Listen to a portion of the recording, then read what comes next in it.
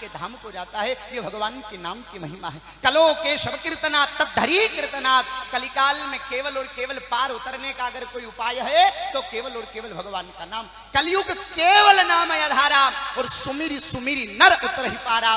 कलो के शव कीर्तनात् तद्धरी कीर्तनात्। जिस प्रकार पत्थर की सिल्लोड़ी पर चंदन के मुट्ठे को रख करके कृष्टम कृष्टम पुनरपि चारु चंदनम दग्धम दग्धम पुनरपि चारु दग्धम।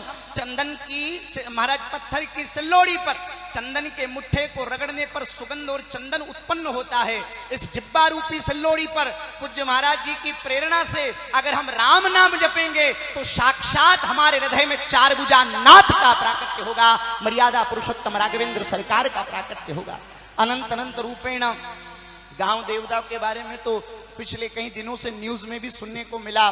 पूज्य महाराज जी की मोबाइल से जो सूचना आती वो तो देखते हैं, पर एक विशेष बात ऐसी मिली कि 3 दिनों तक पूरा गांव देवदा पूरे गांव से बाहर कांकड़ में आकर के रहा सब। और यह भी बड़ी एकता की बात है, धर्म को लेकर के, संस्कृति को लेकर के। और जिस उद्देश्य से आप आए हैं, आपने इस दिव्य अनुष्ठान को संपन्न किया, वो अनुष्ठान पूज्य महाराज जी के आशीर्वाद, यज्ञ नारायण भगवान की कृपा और मर्यादा पुरुषोत्तम राघवेंद्र सरकार की अनंत कृपा हो कि इस नवरात्र के पवित्र अवसर पर ये जो दिव्य अनुष्ठान हो रहा है, इससे आपके गांव में खूब आनंद, खूब मंगल और खूब एकता हो। क्योंकि आज वर्तमान समय में सनातन धर्म में एकता की आवश्यकता है।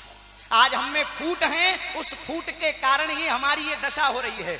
इतने वर्षों से अगर दुख देखा तो उसका एक ही कारण होगा कि आप लोगों में संगठन न बन पाया। और संगठन कब बनता है? जब संत की कृपा होती है, जब गुरु की कृपा होती है।